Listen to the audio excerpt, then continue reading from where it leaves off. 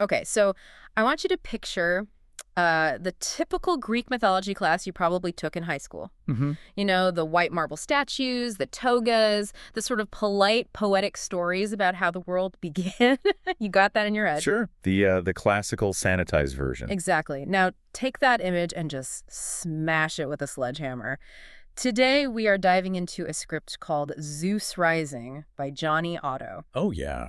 And let me tell you, this is not the Titanomachy you learned about in school. This is what happens if you take the origin of the Greek gods and, I don't know, let a horror movie director have a crack at it. It is surprisingly visceral. I mean, I went into this expecting the usual hero's journey, but Otto has written something that feels much more like a cycle of trauma than a traditional adventure. Gritty and bloody. It's gritty, it's bloody, and it strips away all that godly glamour to show the dirt underneath. Right. And that's really our mission for this deep dive, to look at how this specific retelling portrays the corruption of power. We're not just looking at who throws the biggest lightning bolt. Yep. We're looking at why these characters, these fathers and sons, keep trying to kill each other. And that context is so key because the script opens in a place of just total oppression. Right. We start with Ouranos, the Sky Father. Yeah. And right away, the script establishes this reign of absolute terror. He isn't some stern father figure. He's a tyrant who rules through fear, who has imprisoned his own kids, the Cyclops, in Tartarus because he's terrified of them. Which sets the stage for the whole sins of the father theme right from the jump. And you have Gaia, the Earth Mother, who is basically the protagonist of this first act. She is done with Ouranos. She's tired of her kids being locked in the basement of the universe. So she starts plotting. The first usurpation. And she provides the weapon. The sickle. The sickle. She gives it to her son, Cronus, and essentially says, wait for your moment. And the confrontation scene in this script is, well, it's not subtle. Not at all. Cronus doesn't just defeat his father. No, he castrates him. It's a brutal act. But there's a very specific detail Otto includes here that really matters. The blood from that act. It hits the ground. It doesn't just disappear. It births the Furies, these like bat-winged, dog-bodied things. Exactly. And that's so important because the Furies are, they're the deities of vengeance. Right. But in this script, they feel more like the physical manifestation of that first act of familial violence. They are the trauma-taking physical form. And as they're crawling out of the blood, Ouranos delivers the curse that drives the rest of the story. You will be destroyed by your own children, just as you destroyed me. What a thing to hear from your dad. So Cronus wins. He's the king now. And this is where the character study gets really interesting. You'd think, okay, I killed a tyrant. I'm going to be the good guy. He even promised Gaia he would free the Cyclops. Right. But he doesn't do it. And that's the tragedy of Cronus, isn't it? The second he puts on that crown, the paranoia sets in. Oh, immediately. He realizes that if he frees these massive, powerful beings, they might threaten him. So he leaves them to rot. He becomes his father. It proves the throne is more important than the family. And that betrayal, it just rots his brain. The script jumps into what I call the madness of Cronus. He is so terrified of that prophecy. So he goes to see Themis, the oracle. And that scene was particularly dark. Yeah. She tells him there's a price for seeing the future. For the gift of vision, you must sacrifice vision. And he doesn't even hesitate, just gouges out his own eye. It's grotesque, but think about the symbolism. He trades physical sight for foresight, and all he sees is his own doom. The prophecy is confirmed. A child will rise against you. So we get to the solution, and this is the part of a myth everyone knows, but the way Otto writes it is, it's pure nightmare fuel. The nursery scene. Yeah, it's not that metaphorical swallowing you see in the old paintings where he's like delicately eating a rock. No, not at all. In the script, Cronus transforms into this 20-foot beast, and he just inhales them. Demeter, Hera, Hades, Poseidon, Hestia, swallows them whole right after they're born. It's horrific. He's literally eating the future to preserve the present. But, you can't eat fate. And Rhea, his wife, sees this and she finally snaps. She conspires with Gaia to save the last one, Zeus. And I like the magic they used here. They hide Zeus in the woods of Macedonia with Amalthea. Who in this version is this chimera-like being, half woman, half goat. Kind of like a satyr, but more ancient. More ancient, yeah.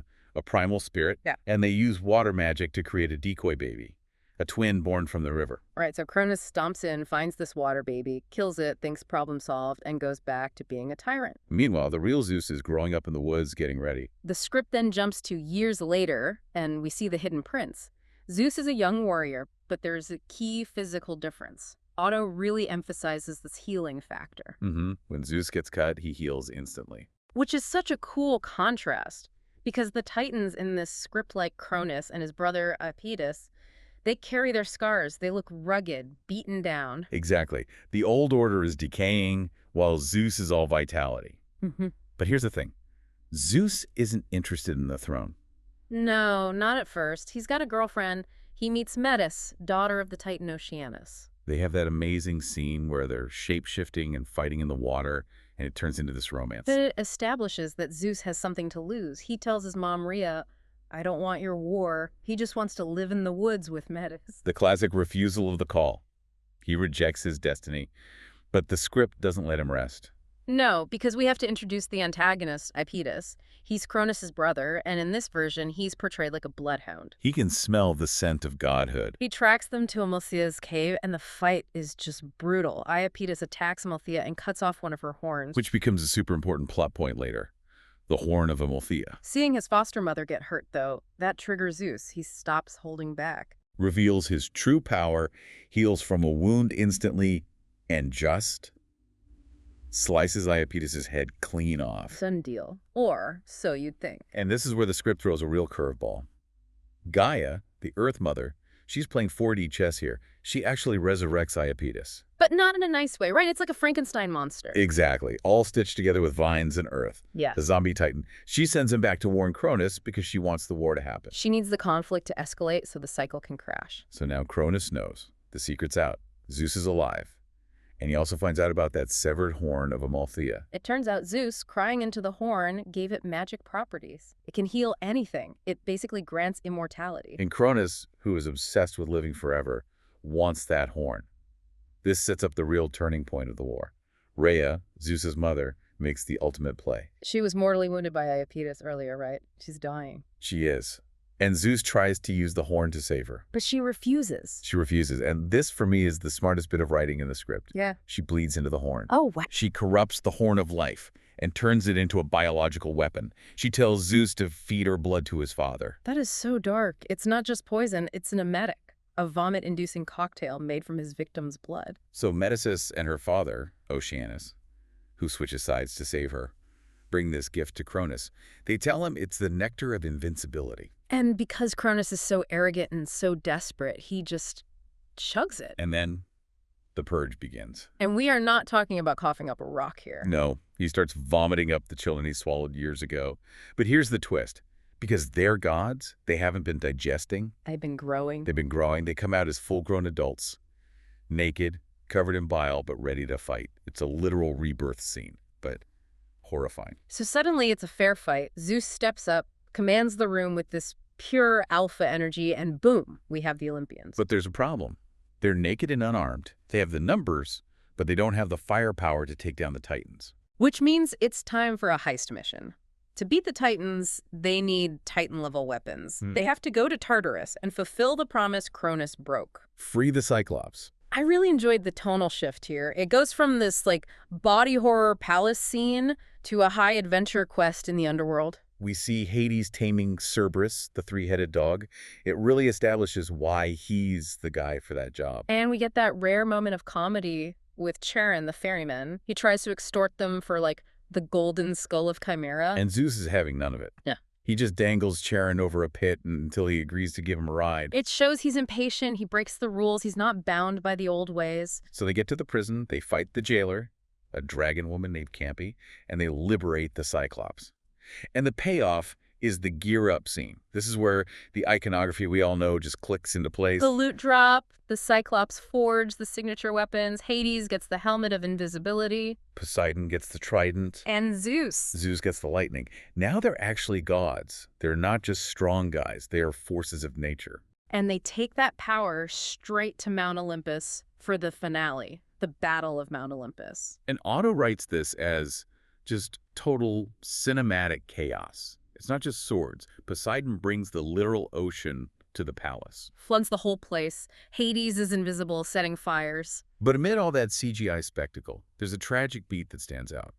Oceanus. Yeah, Metis' father. He tried to play both sides. He helped Zeus to save his daughter, but he didn't want to fight the Titans. And Cronus realizes the betrayal and just throws him from the tower. It reinforces that theme, that you can't be neutral in a cycle of violence like this. If you try to stand in the middle, you just get crushed. The climax comes down to father versus son, Zeus and Cronus back in Amalthea's cave. And Cronus is transformed into this massive beast, and honestly, Zeus is losing. He's getting battered. This is a crucial distinction. Zeus doesn't win because he's stronger. He wins because Cronus is greedy. Exactly. They're fighting on a crumbling bridge.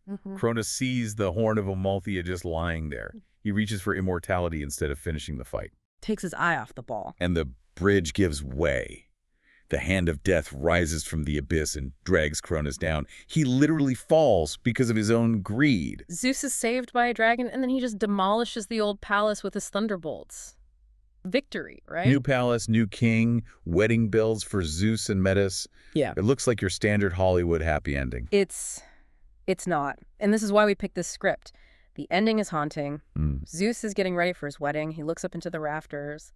And who's there? The Furies. They never left. And they deliver a new prophecy to Zeus. They tell him that Metis, his wife, the woman he loves, will bear a child stronger than him. A child who will overthrow him. It's the exact same curse, the exact same one Cronus got, and the script describes Zeus looking in the mirror, and this visual, it gave me chills. His face ripples. He sees Cronus looking back at him. Then he sees Ouranos. Then back to himself. It's the perfect visual metaphor for the inescapable nature of power. The trauma has been passed down perfectly. The revolutionary has become the tyrant. And that final shot is just devastating. Metis walks in, smiling, happy, ready to start their life. Zeus turns to her. And the script says his eyes are cold and dark. He's gonna do it. He's gonna remove the threat. We know from mythology he eventually swallows Metis to stop the prophecy. Just like his father.